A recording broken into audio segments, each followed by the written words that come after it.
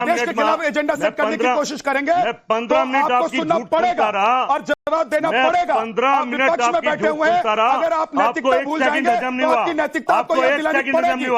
आपको आपकी नैतिकता याद दिलानी पड़ेगी। 15 मिनट में आपका झूठ, 15 मिनट सर आपका झूठ मेरे हाथ में, आपके चैनल, आपका झूठ मेरे हाथ में है और आपके चैनल की झूठ आपके एजेंडे को सुनता रहा।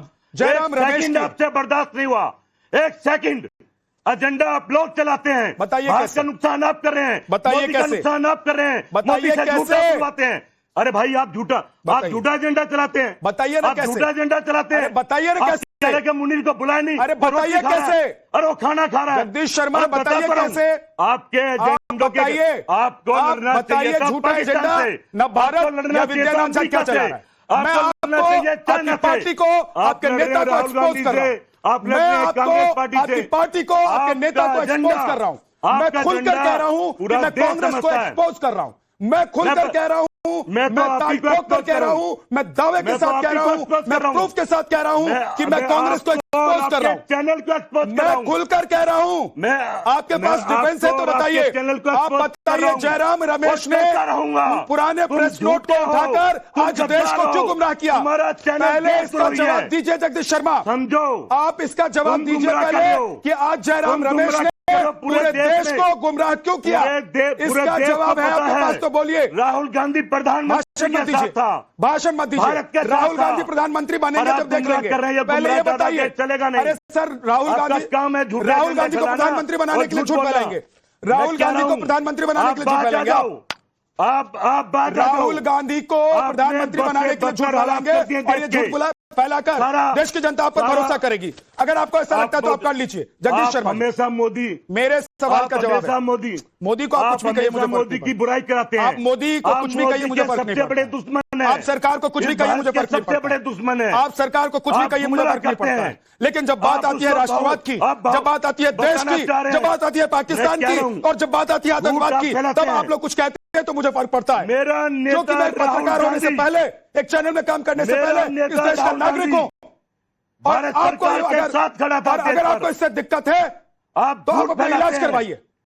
15 मिनट लगा, मैंने आपके झूठ को एक्सपोज किया है, उसका जवाब क्या है बताइए। आपके झूठ को एक्सपोज किया है मैंने, आपने ये बयान दिखाकर, आपने ये बयान दिखाकर देश को गुमराह किया है, आपने ये बयान दिखाकर देश को गुमराह किया। माफी मांगिए। क्या जयराम रमेश की तरफ से माफी मांगी भेजा? क्या माफी आप मांगिए? जयराम रमेश की तरफ से, कांग्रेस की तरफ से देश से माफी मांगिए। माफी आप मांगिए। जगदीश शर्मा, माफी आप जयराम रमेश के बयान को या तो बताइए कि कैसे सही है, माफी मांगनी पड़ेगी। आप बताइए या तो जयराम रमेश ने जो देश को गुमराह किया वो कैसे सही है, और नहीं तो पूरी कांग्रेस पार्टी की तरफ से जयराम रमेश की तरफ से देश से माफी मांगी। जंजीर में नहीं बात आगे तब करूंगा, बात आगे तब करूंगा आपसे। आप शेख अली को, इसका मतलब ये है कि आपके पास जवाब नहीं है तो आपको करनी पड़ेगी। आपके नेता ही कह रहे हैं कि हाँ मैंने झूठ बोला। आप झूठ, आपके नेता ही कह रहे हैं कि मैंने झूठ बोला। आपके नेता ही कह रहे हैं सर, चलाते हैं। अरे दिखाइए जरा जयराम रमेश का एक्स वाला पोस्ट दिखाइए जिसमें वो कह रहे हैं कि वो झूठ बोला। दिखाइए जयराम रमेश का वो पोस्ट जिसमें वो कह रहे हैं कि वो झूठ बोल रहे हैं। जगदीश शर्मा ये तमाचा है आपके मुंह पर, जगदीश शर्मा ये तमाचा है आपके मुंह पर, पूरे कांग्रेस के मुंह पर तमाचा है कि कांग्रेस का इतना बड़ा नेता सुबह सुबह बैठकर देश को गुमराह करता है, सुबह सुबह बैठकर पूरे देश को झूठ बताता है, सुबह सुबह बैठकर देश को ये बताता है कि देखिए मोदी और अनवर के बीच जो बात हुई है, शर्म करो। विदेश सचिव जो कह रहे हैं वो झूठ है। चलाने बंद करो, आप एजेंडे चलाने बंद करो। अगर चलाने मैं तथ्यों के साथ बात कर रहा हूं, आपकी तरफ से मुंह नहीं बजा रहा हूं, मेरा नेता राहुल गांधी आपकी तरह मोदी जी के आपकी तरफ से जुबान नहीं चला रहा हूं, मैं तथ्यों के साथ बात कर रहा हूं और एक्सपोज किया आज न भारत ने आपको, और मैं खड़ा हूं, मैं कह रहा हूं कि आपके नेता ने झूठ बोला, आपकी वजह से हो रही है। मैं कह रहा हूं आपके नेता ने झूठ बोला। ये देखिए उसका सबूत है। राहुल गांधी, जयराम रमेश कह रहे हैं कि उन्होंने झूठ बोला और उसको वो स्वीकार कर रहे हैं। आप सुबह से शाम तक झूठ फैलाते हैं सर, मेरे पास तथ्य है। सुबह से शाम आपके पास कोई तथ्य है कि जो ये जयराम रमेश का पोस्ट है जिसमें वो कह रहे हैं कि उन्होंने झूठ बोला, जिसमें वो कह रहे हैं कि वो स्वीकार कर रहे हैं? मेरे पास तथ्य और उनके बयान का संज्ञान लिया जाए, मेरे पास तथ्य उनके बयान का संज्ञान लिया जाए जिसमें वो कह रहे हैं। इसका जवाब आपके पास है तो बताइए। साथ खड़ा था, आपके पास इसका जवाब है? बताते थे आपके पास इसका जवाब है? नेता राहुल गांधी, नहीं आपके पास जवाब। मोदी जी के साथ थोड़ा खड़ा था। हर पल जगदीश शर्मा कॉफी पीजिए, थोड़ा सोचिए, संभवतः सोचना आपको पड़ेगा। ईश्वर आपको शक्ति देंगे और कहीं से कांग्रेस का कोई नेता आपको ये बता पाएगा, गोली खाइए, तब तक मैसेज बिल्कुल करके देंगे कि भाई आज जो जगहसाई कांग्रेस के नेता जयराम रमेश ने पूरे देश में करवाई है कांग्रेस की, उसका जवाब क्या है? आरपी सिंह साहब, क्या आप मोदी जी की थू कराते हैं चैनल पर रोज? सर आपको जो बोलना है बोल लीजिए, आप मोदी जी आपको जो बोलना है बोल लीजिए, मैं तथ्यों के साथ बात कर रहा हूं। कांग्रेस और थूथू आज कांग्रेस की हो रही है भारत, और आपको पता है कि इसका जवाब आपके पास नहीं है। आप पाकिस्तान से लड़ो। आरपी सिंह, आपके चैनल की थू हो रही है। आरपी सिंह बोलिए, आपके आरपी सिंह जी बोलिए सर। विद्यानाथ जी, मैं अपेक्षा करूंगा कि आप जब पैनलिस्ट का चयन करा करें तो जरा सोच कर करा करें। ऐसे पैनलिस्ट ले आते हैं जो कि खुद लिप्त हैं कई सारे मामलों में। तो सर मैं क्या करूं?